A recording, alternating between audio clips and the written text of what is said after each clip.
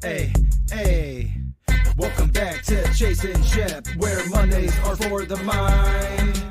We're live on every outlet at 6 p.m. Central Time.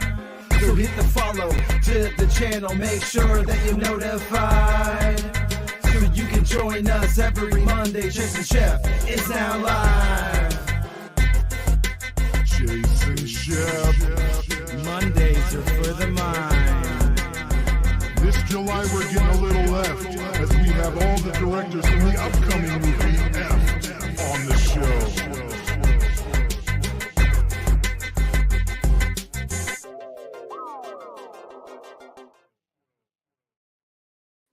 Heyo, happy Monday, everybody. Yeah. What's up, man? How you doing? Hey, okay. I was sick all weekend, so that was kind of a drag, but That does bouncing back.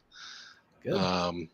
And I'm not gonna lie, I'm gonna be sad to see that intro video go at the end of the month, but I'm excited to see what you're cooking up for next month.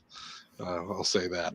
You never know. You never know over I here. literally never know because you run that operation, so I have no idea. But today we're continuing our F month with all the directors. Today we got Joshua Brucker, director of Mothman and the upcoming The Woodmen. So before we bring Joshua out, here's the trailer for his film Mothman.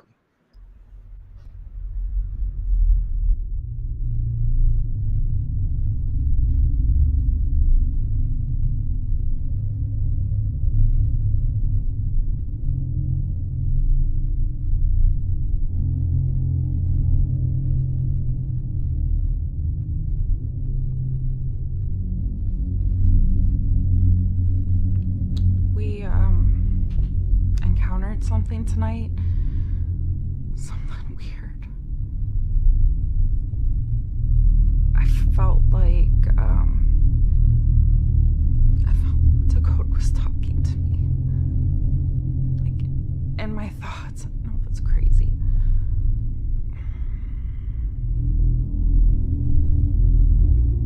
I just don't know anymore.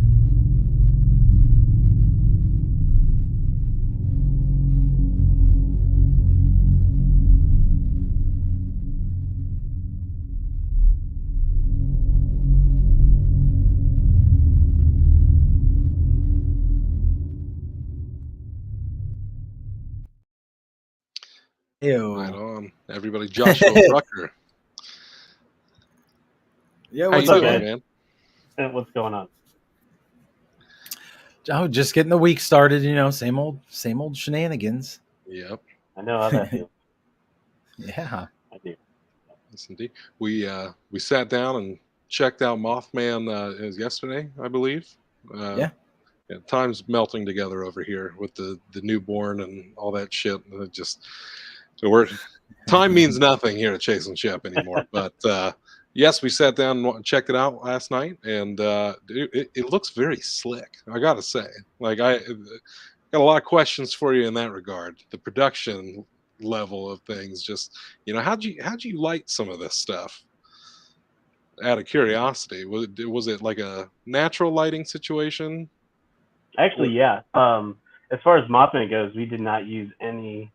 I didn't have any lighting guys on set, so yeah, we just went straight up with the.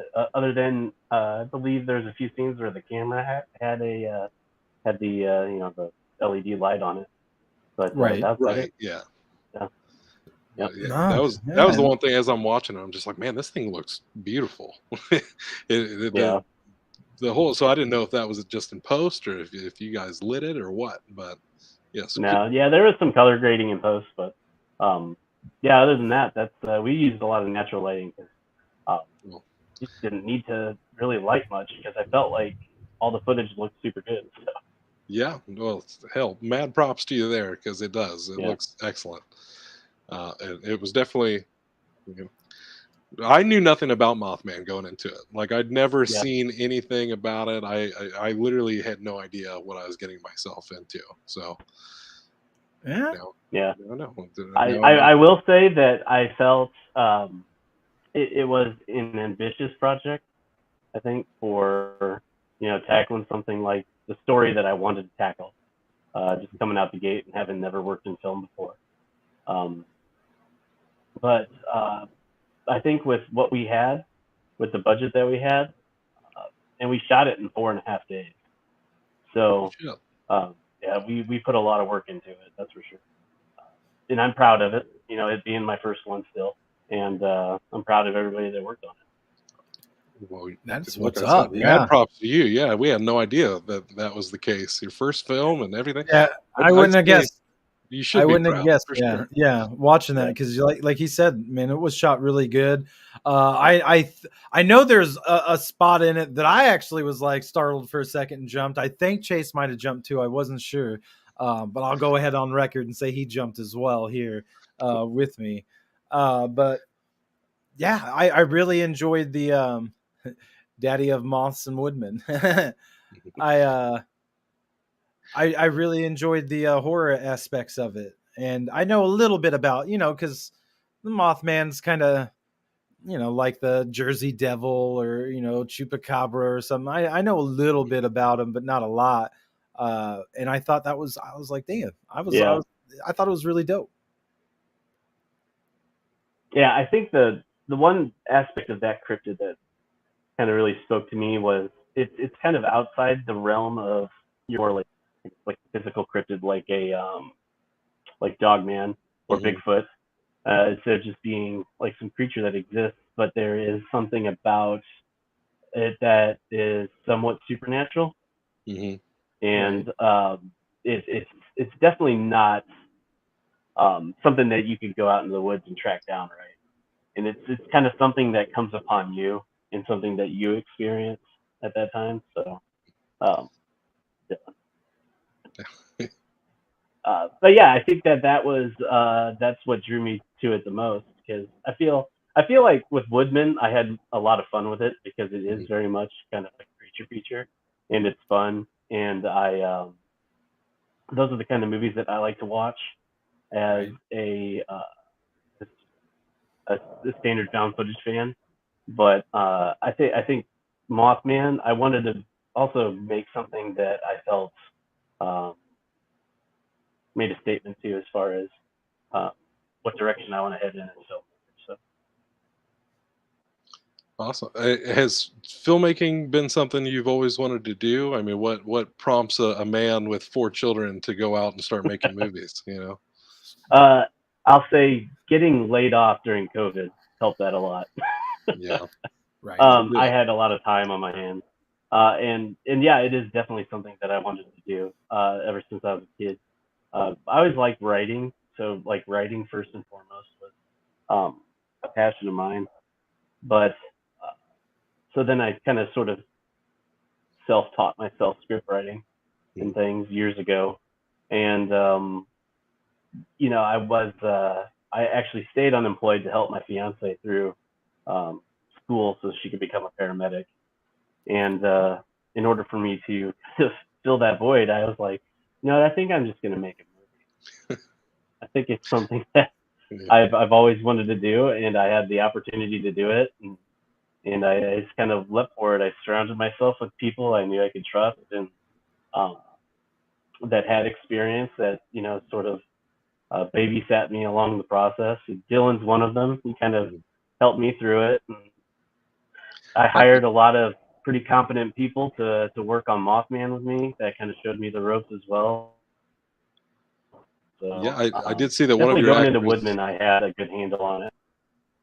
Yeah, I did see that one of your actors in Mothman was was Malum in Malum.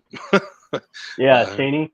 Yeah, he was pretty cool to work with. I'm not gonna lie, that was a pretty good get right out the gate. So yeah, I was like, damn, especially again for your first feature. That's pretty impressive. Yeah.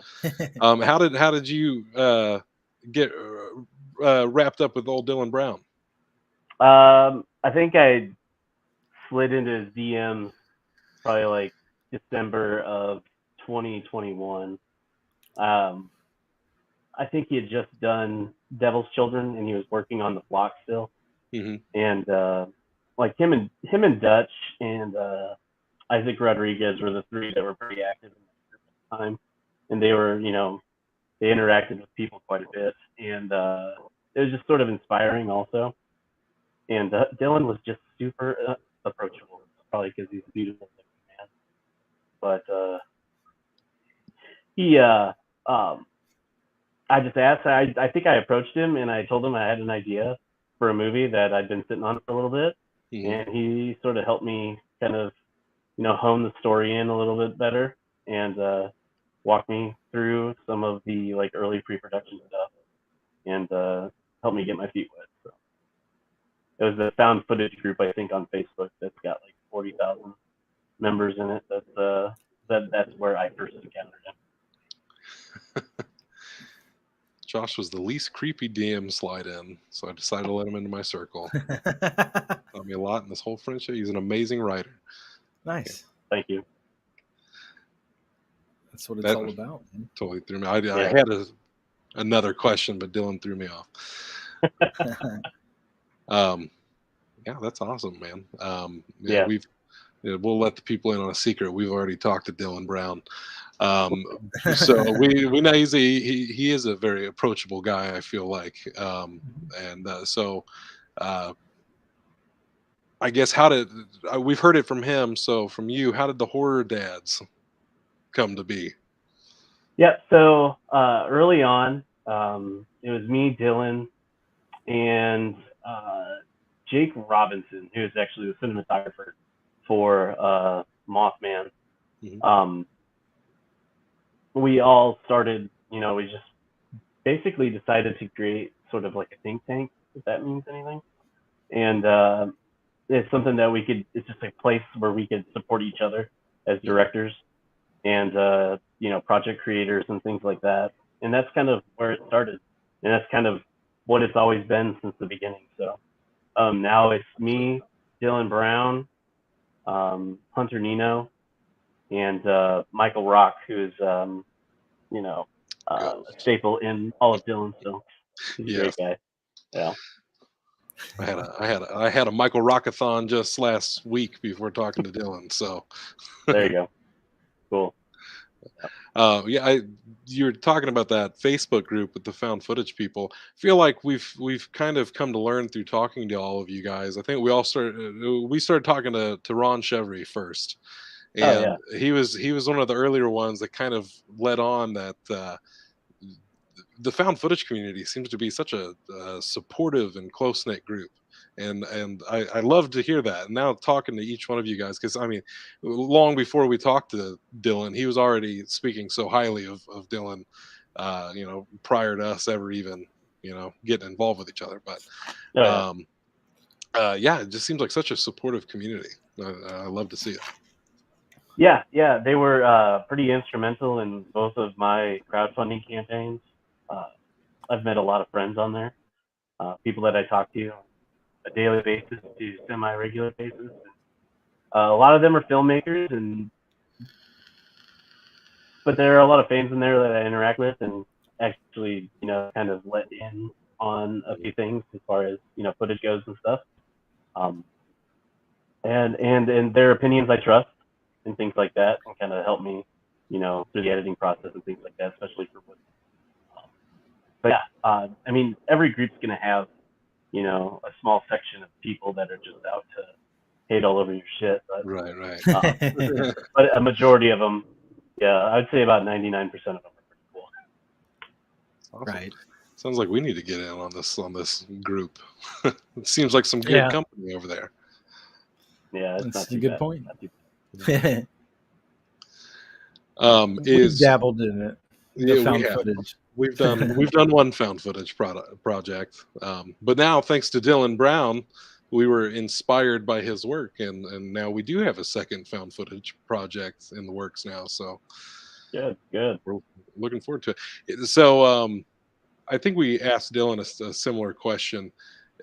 Is found footage a genre that you're just a big fan of, that you want to be involved with, or is it more of a budgetary choice to do found footage films? Both. Can I say both? Absolutely. Because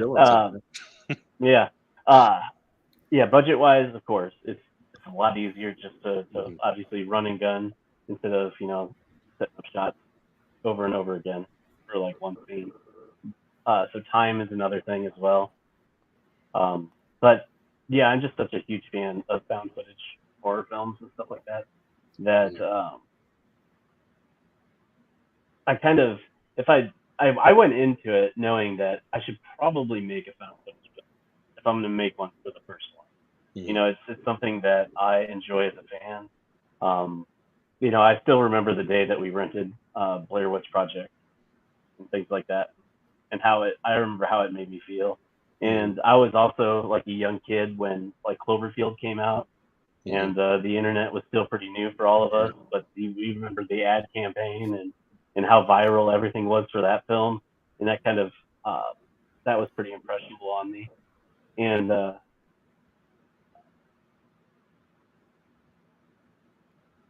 yeah, and then, you know, as I got older, I found a lot more like hidden gems that I never knew existed. And I started listening to a lot of horror podcasts, I think maybe about 10 years ago. And that's when it kind of opened the door. That there was like a found footage podcast that they just reviewed nothing but found footage films. And I was like, all these movies I've never even heard of. Right. But yeah, it really does come from inside as a fan. First and foremost. Yeah, there's the documentary on Shudder about the found footage phenomenon, I think is what it's called. And when I watched that, I've also always been a huge found footage fan. But watching that, I learned about so many movies I knew nothing about, a lot that like predated Blair Witch Project and stuff like that. And I went down a rabbit hole watching a bunch of those. The only downside of seeing that documentary first was knowing a lot of the shit that was going to happen in these movies. I think the biggest one for me that kind of got ruined was Lake Mungo, I believe is what it's called. That's a great one, yeah. And I'm sure it would have been if I hadn't known what was going to happen. Because I was like, man, that sounds cool. And then as I was watching it, I'm like, well, fuck. I already know where this is going. I already know where this one's going to go, yeah. Yeah, and I was in college too when the first Paranormal Activity came out. And I remember like the fervor that created. So, and I believe that's a big part of that documentary as well. Yeah, Paranormal Activity was the big one. Well, it might have been Cloverfield. I don't know, because I do remember the marketing campaign for Cloverfield. I saw that in theaters, and that definitely had a big impact on me. But when the original Paranormal Activity came out, it just did a lot of things that movies had not done prior to that with their marketing and stuff, and I was very intrigued by it. So by the time I did see it, somebody had like a bootleg copy of it, which was like the creepiest way to watch that movie, and it had like the alternate ending instead of the theatrical. So everybody was seeing this movie in theaters and talking about that ending was so lame and blah blah blah. I'm like, what are you talking about? I was like, this ending is insane. But yeah, I'm not gonna lie. I think that I saw the ending that you saw first because I'm not gonna lie. Back in college, we used to torrent stuff like all the time. It's something that, you know, as a filmmaker and a creative now, you kind of frown upon. Right. But yeah, it was definitely that was how I went and saw it, or how I actually saw it. It was a lot different than everybody else I knew that went and saw it. And I think I had a similar reaction the way that you did with discussing it with other people.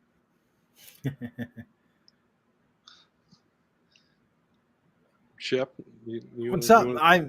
If we're adding commentary on I was a little bit older when Paranormal Activity came out, so that one I was watching like, I got to see Blair Witch in theaters as a child and get scared to death on the way home by my mom, stopping at the woods and being like, come on, let's go into the woods and find the Blair Witch. And I was like, no. So that's where my love came from, the found footage. But like, where did the inspiration go for the the Cryptidverse? Yep. So probably early on in like the Horror Dadz thing, when Jake Robinson was a part of it, he made the Wendigo, and I was making Mothman, And I think at that time, Dylan also had beginning stages of creating his own, like the Tahoe Joe. So we thought, how cool would it be if we did something that not a lot of found footage directors do, is that create a universe where all these movies exist, and like diehard fans would be able to pick up on that kind of stuff, right? And they would know the connections and things like that. So that's basically it. That's where it started. It was just we're gonna add a few things to the movie here and there that don't distract from the actual plot, but that tie everything together. You know, Woodmen definitely ties into Mothman in a few scenes. So That's what's up. and then I believe, well, I mean, I'm not gonna spoil too much about Woodman though, but we've got a give it a character, Ben Logan, who's played by Hunter Nino, one of the Horror Dadz, and we have a huge arc planned for him, so that'll be fun to watch unfold over the next couple of years. But Awesome. yeah, they're just it's just, we felt like it was really something that other directors hadn't really collaborated together in an effort such as that, and it was pretty unique to us, so we kind of went with it.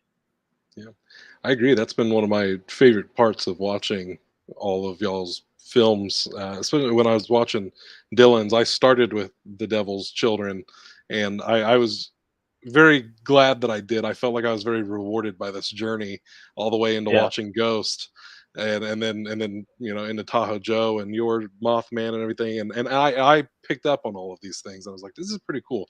And I feel like we commended Dylan about this as well. The subtlety of it is so nice.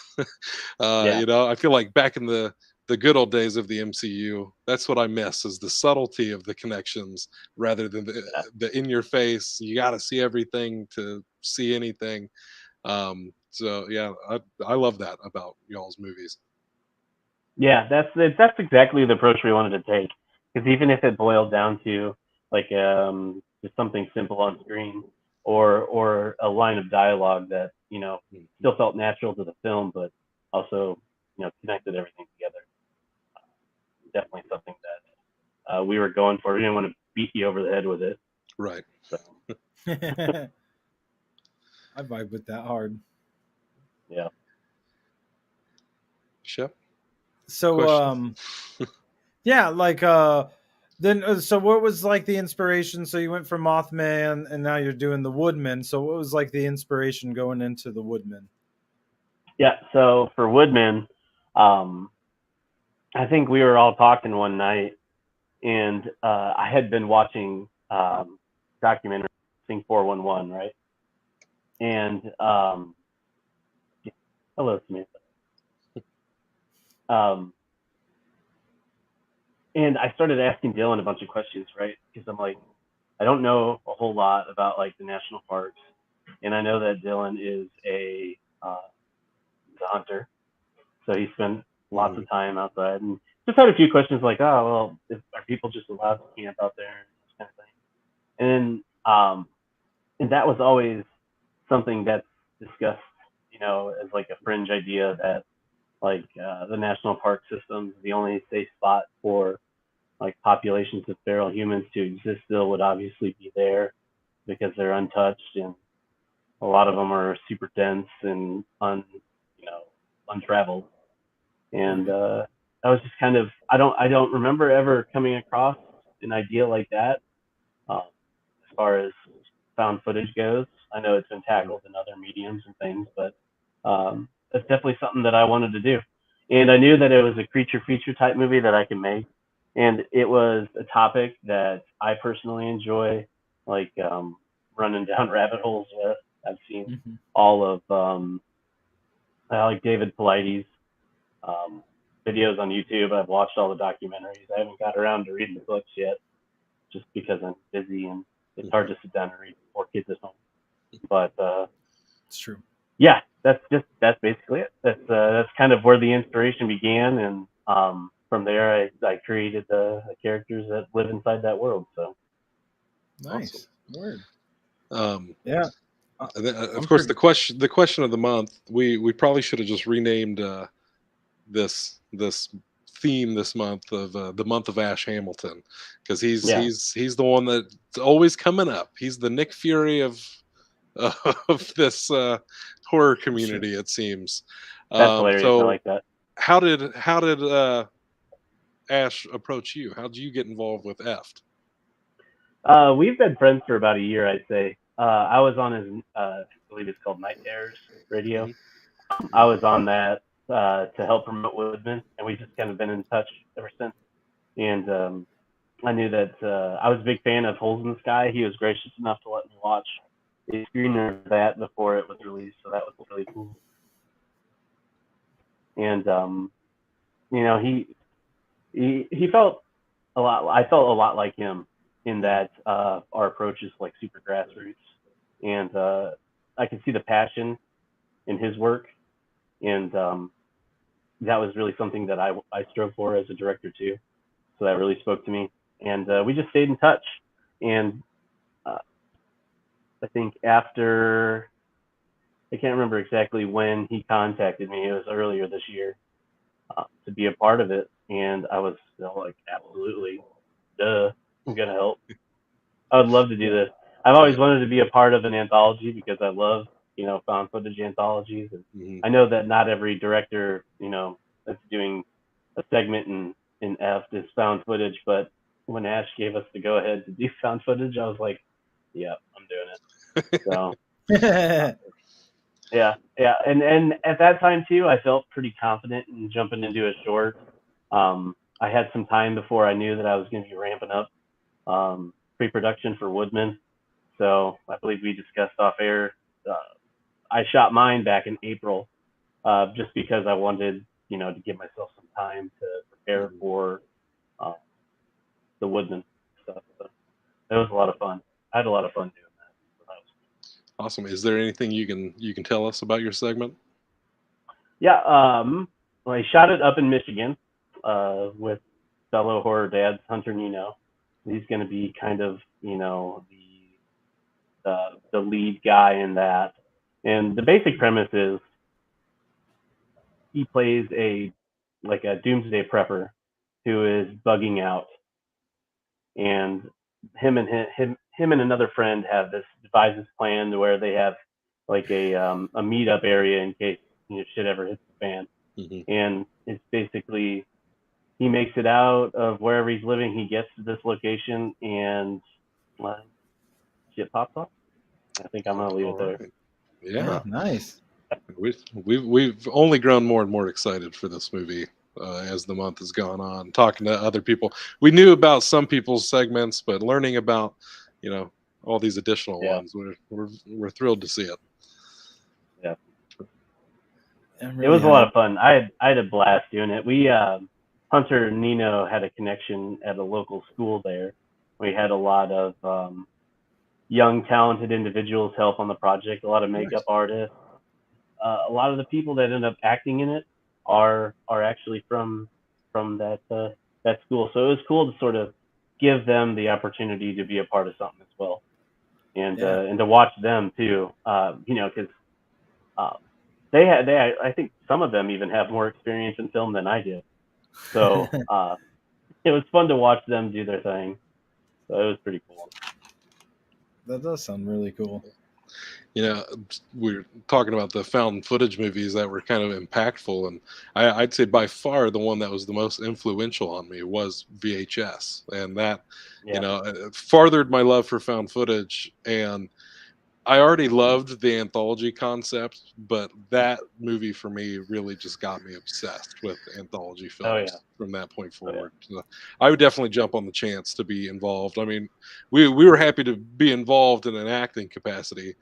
But if another one ever comes around, we'd definitely love to be a part of an anthology. I just love that genre, Yeah, I plan on doing more stuff in the area too. So I know you guys aren't too far away from me, so maybe we could figure something out too down the road. We're here. We're always down to clown. Traveling space and time and fighting evil wherever we go. So pretty much. and that's another thing too, about VHS. I was super excited to have L.C. Holt be a part of Woodmen, since he was part of VHS too, and that was a huge one for me, because I believe when I got into VHS, the second one was the first one I watched. Okay. And it kind of opened the doors to the rest of them. And I remember having a conversation with LC on set, and he said that he thanked me for including him in a part of it, because he felt like it was, I think maybe his experience on VHS 2, the set that I created when we were filming Mothman, it felt more like a found footage set than maybe something like that. And he's definitely another actor that I'm super happy to work with, and we've got plans to work with him down the road too, so, and other stuff. But yeah, LC Holt was cool, but yeah, it just goes right back to VHS, and I think it's been years since I had actually watched that one. I don't even remember when those came out. Yeah, I think that first one, it was like 2012, I want to say, was when the first VHS came out. And that movie scared the shit out of me. I bought a copy of it, and I watched it in broad daylight, but I was by myself, and man, I was like, I'm watching this in the middle of the day, and I'm still this creeped out by that film. And I was happy to see that they what do we got? You might have already answered this. Have you acted in any of your own shorts or movies? I have not, because I'm terrible. I feel like I haven't even given myself the chance to do it. I feel like I say too much, so that might be a problem.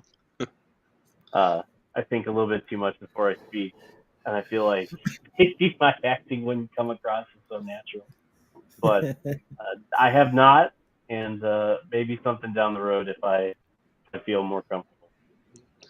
I think it was last week when we had Ben on the show. We were talking about that sort of thing, directing and acting. Because I know for me, it's so hard to shut off one part of your brain to do the next thing if you don't have like a crew you can trust around you. Now that we've come a little farther and we have, we've given out a few of the hats to other people, it's a lot easier.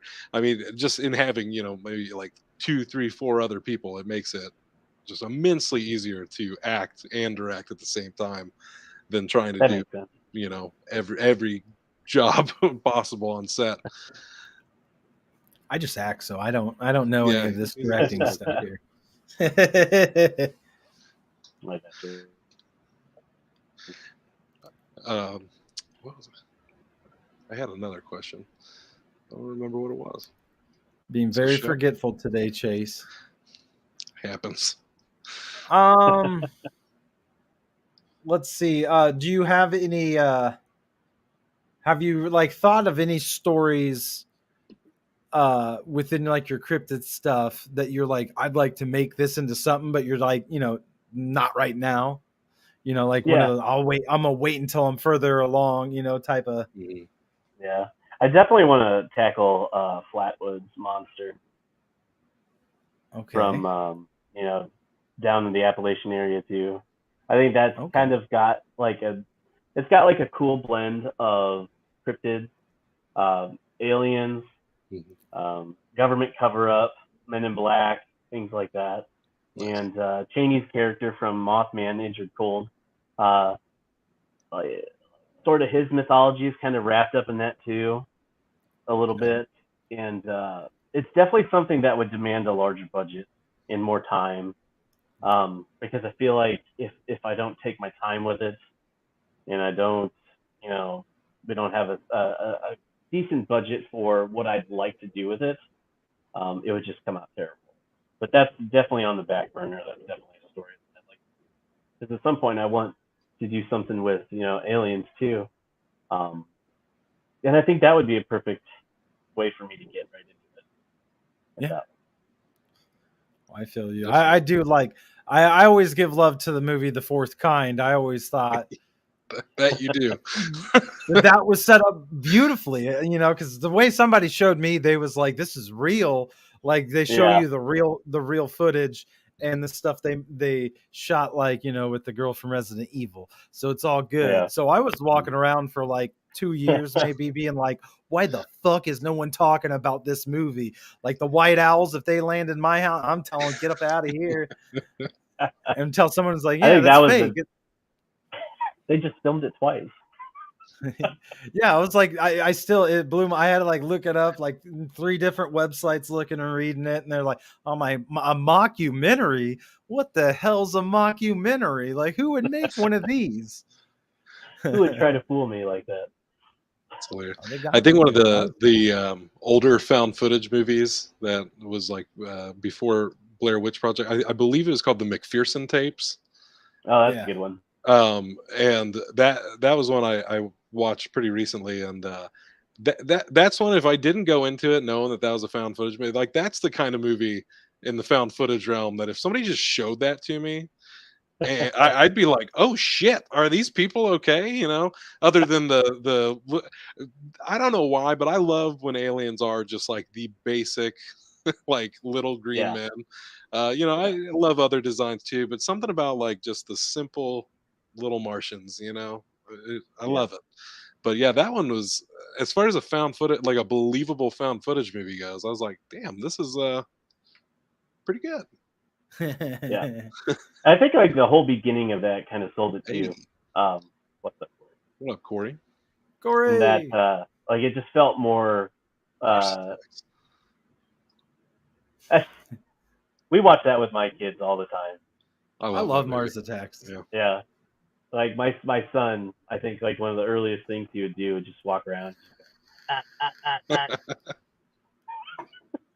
But we always have to fast forward it to when they land in the desert, and they shoot the dove out of the sky, because he's so goddamn bored with everything else that happens before that. I feel that. Yeah. No. I mean, he doesn't like, it's one of those that later on you can sit him down and watch and just be like, you don't even realize how many fucking celebrities from that time are in this movie, and it's wild that they're all in this movie. Yeah. I think my grandma took me to go see that movie when I was a kid, and I was like, what the hell did I just watch? So it's like, it's about aliens. But I laughed through half of it, and I wasn't sure if I was supposed to be scared or not. Because you really, you don't pick up on like Tim Burton subtleties and things like that when you're a kid. Right. But yeah, that's definitely one of my favorite movies.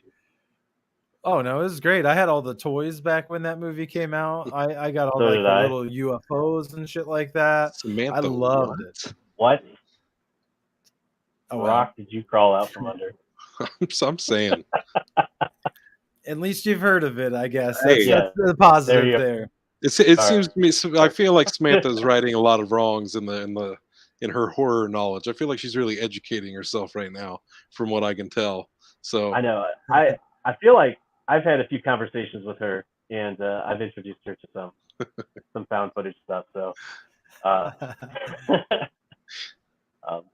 she's got some homework to do. There's some that I don't like. You guys were talking about VHS earlier, and I don't know if I've ever watched it. Really? Yeah, because I know I've watched like ABCs of Death. Oh yeah, for sure. Yeah. The only thing I love more than ABCs of Death is the commentary track on ABCs of Death, because the directors some of them take wild leaps with their commentary tracks in ways that I've never seen before. One of them basically uses their commentary track to just do an entire new story over the top of their thing. Like they add a whole new layer to it, like a narration that wasn't there before, and doing their comment. I was like, that's interesting. But the best part is like the 3 shorts done by Asian directors. they are laughing their asses off through their whole thing. They're like, these guys said we'll give you $5,000 and you can do whatever you want, and and they ran with it, dude. And they're just laughing their asses off. They're just like, and we did whatever we wanted. And they're definitely the three craziest shorts in ABCs of Death. There's no doubt about that. Yeah, So it's been I years might since need- I've seen those. yeah, I might need to up my game and hit the VHSs up and watch them. I can loan you the first two. Well, I'm pretty sure they're on Shudder. I'm pretty sure. Yeah, I don't know about the original two. I haven't seen the new ones, like the 94 and 98. Oh, Lord. Oh boy. Actual VHSs. Sheesh. That's so funny. Hold on, wait. We have to throw something up we haven't thrown up in a long time. Throw up a sheesh. Throw up a sheesh. Samantha, you've summoned the sheesh. There you go. She said I'm done commenting. Don't go. Oh. No. I would, like, I just know it just because I know, like, I saw the VHS 99 thing. Yeah. Yeah, and I actually was a big fan of those, the new ones that have come out, and I kind of hope that I've they heard keep they're it good. up. Yeah, I haven't seen those. The last one I saw was the third one, Viral. Yeah. And it was so, and I kind of fell off after that, but I do need to check out those new ones. Yeah, the new ones are good. I like them.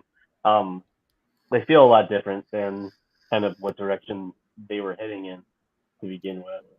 So, and it definitely gives you that vintage feel too. And I think the directors all did a good job. Hitting that mark. Earlier you're talking about, when you started getting involved with Dylan, how, watching kind of what he did kind of helped inspire you a little bit. And I forget, maybe it was Dylan that we were talking to about this, that, at our level, we still haven't really made the leap off of YouTube. That was just kind of our platform of choice. And so when we see you guys, we're just like, wow, like they're on a streaming service, and stuff like that. So, you guys are definitely have been a huge inspiration to us this month, watching all y'all's films, and then to talk to you guys and find out that, like, this is your first feature, and what you've accomplished with that, that's huge, to folks like us. It is inspiring, truly. So yeah, that's kind of, I've also written books and everything like that too, and just as a creative person, like my main goal is to hopefully, share my stuff with other people and give them that same kind of feeling that I had. I would watch them,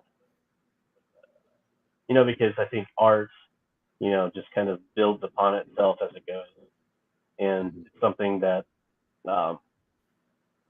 changes over time, but I think it's, like, some of my favorite authors inspired me to write my own stuff and sort of validated, the thoughts that I had, to help me express myself in ways that I didn't think I could. So hopefully, down the road, I hope my films do the same thing. And it, warms my heart to hear you guys talk so fondly of it. So thank you for that. Yeah, I mean, absolutely. Already we, I think it was back when we first had Ash on the show in January.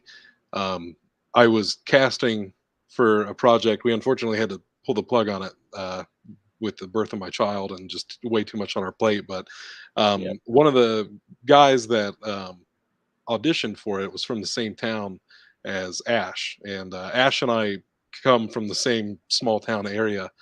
And this kid was basically just like, I'd love to do this kind of thing, but it's just, I'm from this podunk little town, and I just don't know if I'll have those kind of opportunities, and blah blah blah blah.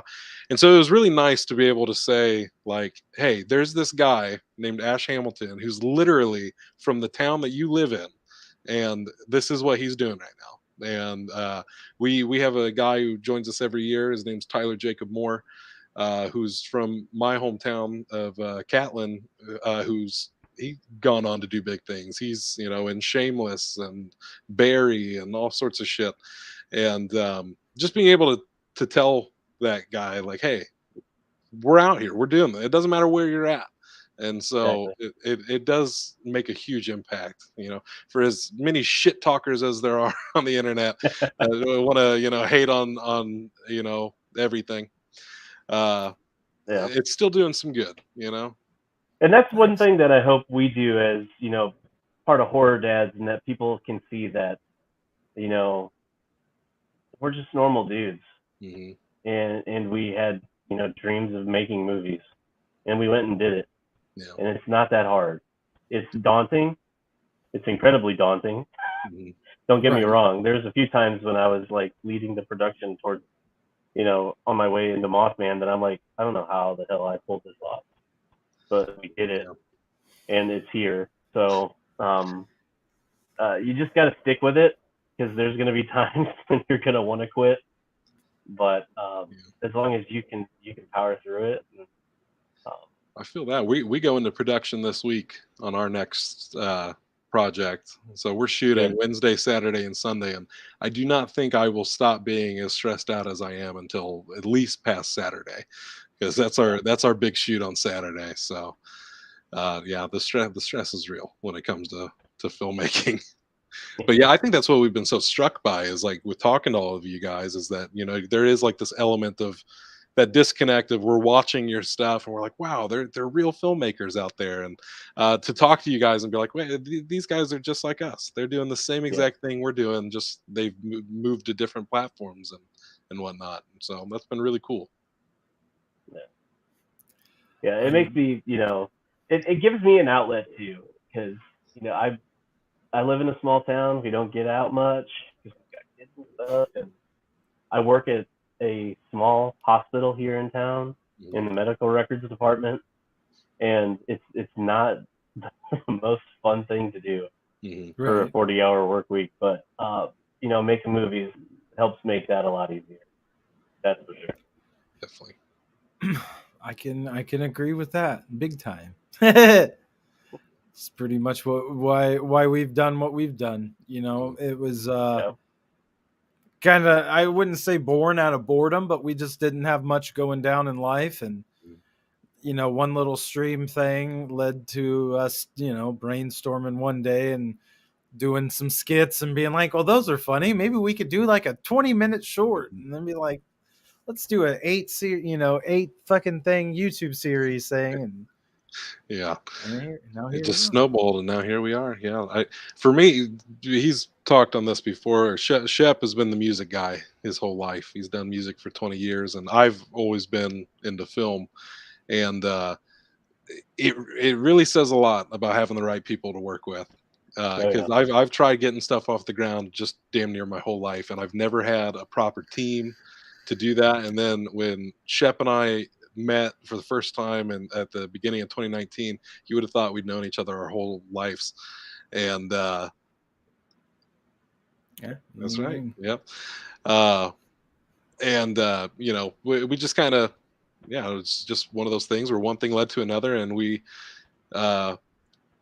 I don't want to say we never tell each other no, but like we never have ideas that are too ambitious for the other. And I think that's what got us this far, is that we'll pitch these crazy ass ideas to each other, and then we're like, fuck it, let's go do it right now with no help at all. We're just gonna figure it out down and figure it out as we go along.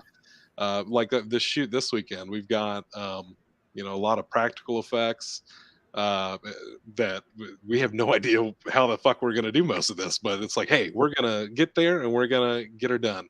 And we're excited to work with Ash is going to be in this one. Cool. To see him in an acting capacity, I really enjoyed him in Holes in the Sky. So I think he'll have fun with this role. But yeah, and then that horrible element of, you know, when you're working with no budget and you can't really pay people, it's just like, God, I hope everybody shows up, or we are so fucked. You know, I think for me, I realized that like filmmaking works is when everybody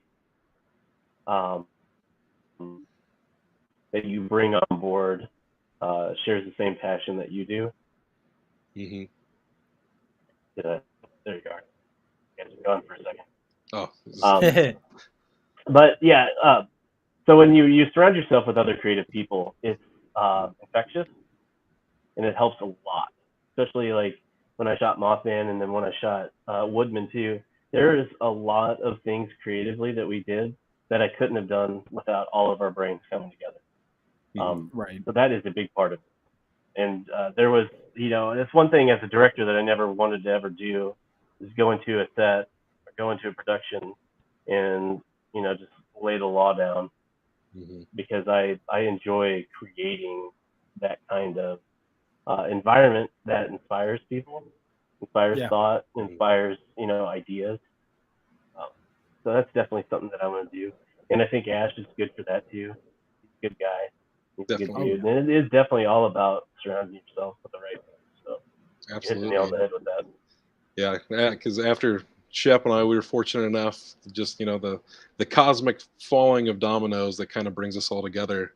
We ended up meeting our friends at Camp Nostalgic Studios, that like they've been one of the biggest driving forces for us. I feel like they've influenced what Chase and Shep is over the years. Dave Rediger over there has dropped so many little nuggets of creativity on us. He's like, what if you guys did like this little thing? And then we're like, I really like that. And he's kind of to thank for the format that we now have with everything.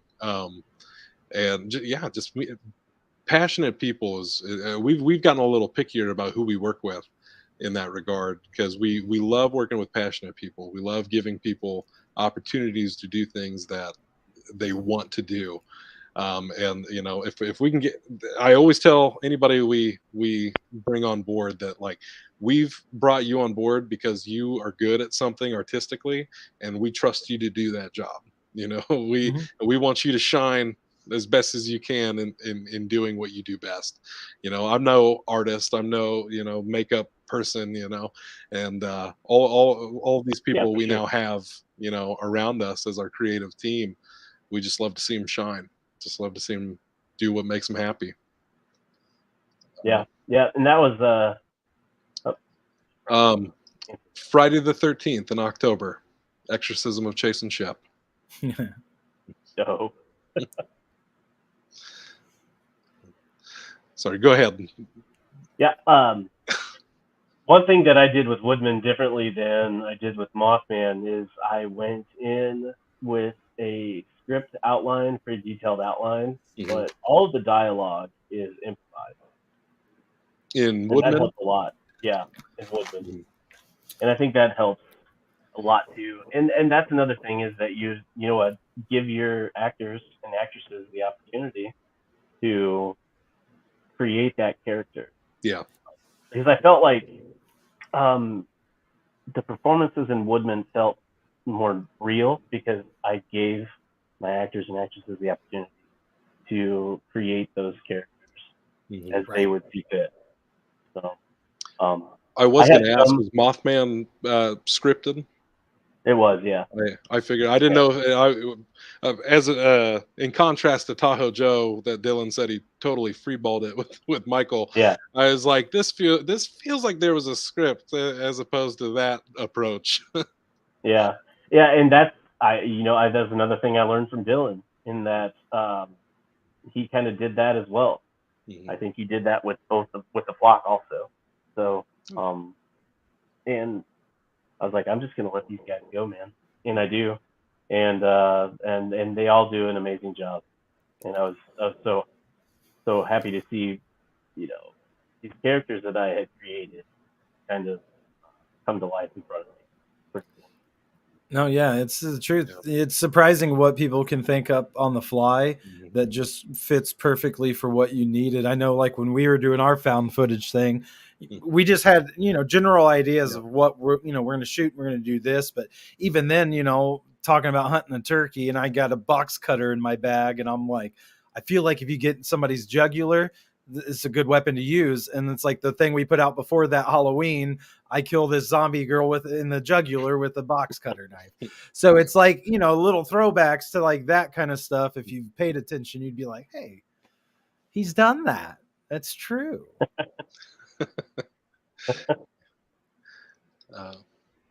Y'all have any advice for someone wanting to dip their toes into filming? I suppose it depends on what you mean by filming. Get into filmmaking. Yeah, I would say if you have no idea what you're doing, I would say definitely get your hands on a camera so you can definitely see, what it's like to create that first. If that's something that you're already comfortable with, then get a good story and kind of work from there. Like YouTube shorts, like short films or like the 30-second shorts, because I don't know nothing about that game. But the short, I say filmmaking in general, it's kind of what, to echo what you're saying, just do it. That's what we've learned. You just kind of, I think in all my life pursuing filmmaking, I have had more success since 2020 forward, where in 2020 I said, fuck it, I'm gonna do this. And then by the end of 2020 we had formed Chase and Shep, and we just kind of, like I said, we just kind of go into things and just learn as we go. And that's been our biggest thing, just sticking to it as well. My whole life, dude. And being like super receptive to advice is another thing too. I think one thing going into Mothman and Woodmen is I really leaned on a lot of my filmmaking friends in advice and things like that. To do something that I know that I hadn't done before, especially with Woodmen when it comes to like something like the improvised scripting, stuff like that. It's definitely something that you want to find yourself in a circle of friends that you're comfortable with, that won't try to take advantage of you or anything like that. So, and that's a big thing too. Yeah, I agree. Yeah. I just my whole thing too has always just been going for it, back when 16 trying to figure out how to record music. It's like, well, people record music every day. There's got to be a way to do this. And we figured our own ways that were terribly wrong, but it worked for exactly what we needed. And hell, I remember the first filming I ever did, we did Jackass, was huge when I was 16. So we all made Jackass movies all the time. And it was like, but me, I wanted to go a step further because, I had the CKYs. I had, all of them that they had out. I had a bunch of skate videos. So, and we were all skateboarding, filming that, doing dumb shit. But then I found a way at the time to take a little camcorder to the VH in there and hit record, but also plug a DVD player into one of the sound outlets and hit play on a CD and hit a soundtrack going so we could have fucking background music and cut it out at funny parts. So it's like, just like I really, it's one tape in my life that's like, because I had one master tape that we just put everything on this VHS tape. And if I could find that right now, I'd just be so tickled because it'd be so cringy. But I'd watch it a dozen times right now, but we've just figured it out. I've made a couple music videos just being like, I don't know how to do any sort of filming shit at all. You just got to start, man. That's why I said also getting the camera and just maybe coming up with maybe doing something like Samantha suggested or had talked about earlier with putting yourself in your own universe. A lot of people have done that. A lot of successful found footage films have been done that way.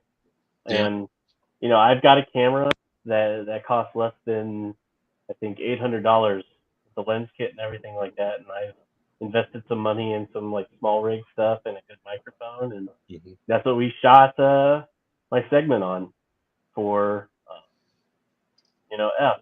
And the footage is great. Footage came out awesome. So yeah, that's a good way to sort of get into that and kind of learn through trial and error, what works and what doesn't work. And, everybody's going to have a different answer as far as that goes.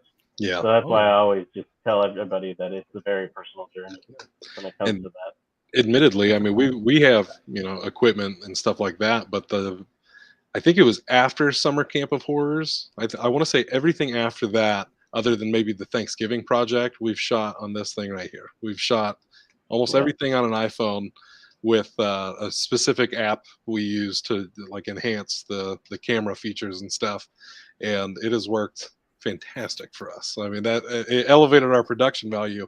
It's Yeah. such a weird thing to think about when you're like, oh, we got to buy all this equipment and all this other stuff. And once I started shooting on my phone, I know there was one time I was shooting one of Shep's concerts, and there was another guy there who had this huge rig that he was carrying around, and he's going around filming, and I was like, that looks like a fucking nightmare. And I just pulled out my phone and we shot his whole thing. And that was one of my favorite concert like shows that I shot. And the compactness of it is very nice, but it makes it very accessible for anybody to go out there and do it. Especially And- like the quality Really that, good. especially a lot of the iPhones and some of your higher end like Samsung phones have, Mhm. and that they shoot some really good video. So yeah, that's definitely a good point. Yeah, there's no excuse in this day and age, pretty much. Like back in the day, it was different. If you didn't have a video camera, you're kind of fucked. Yeah.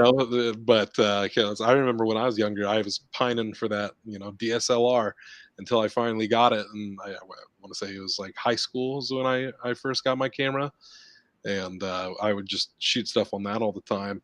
My parents' old camcorder, which I actually found not too long ago and started shooting stuff on it again. And it as a machine, it was like, why am I operating again? Why did you turn me on? Like the date doesn't even go past like the early 2000s, like shut me off, and it just died on me. And it was such a bummer because I loved shooting on it. I would have loved to have done a whole project. I'd like to look into getting it fixed up, but Yeah, you never know. yeah, I think we're coming to a close here. Joshua, man, thanks for joining us. Yeah, man. Thank you. Yeah, no problem. That was fun. Good time. Been good chatting with you. We enjoyed Mothman. We're looking forward to the Woodmen and your Very much segment on so. F. Very much so. Yeah. So we'll close it out with the trailer for the Woodmen. Thanks everybody else for joining us, chiming in. Samantha, go Yeah. watch Thank some you. fucking movies.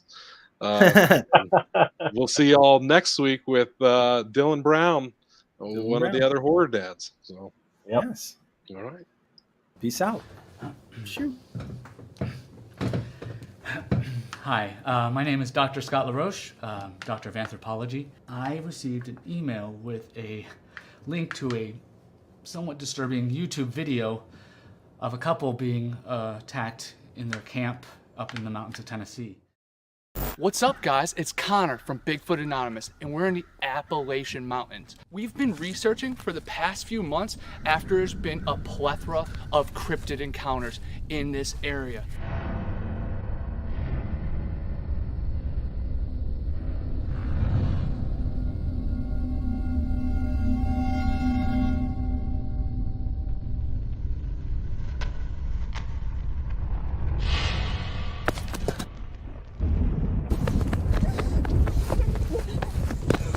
Ah!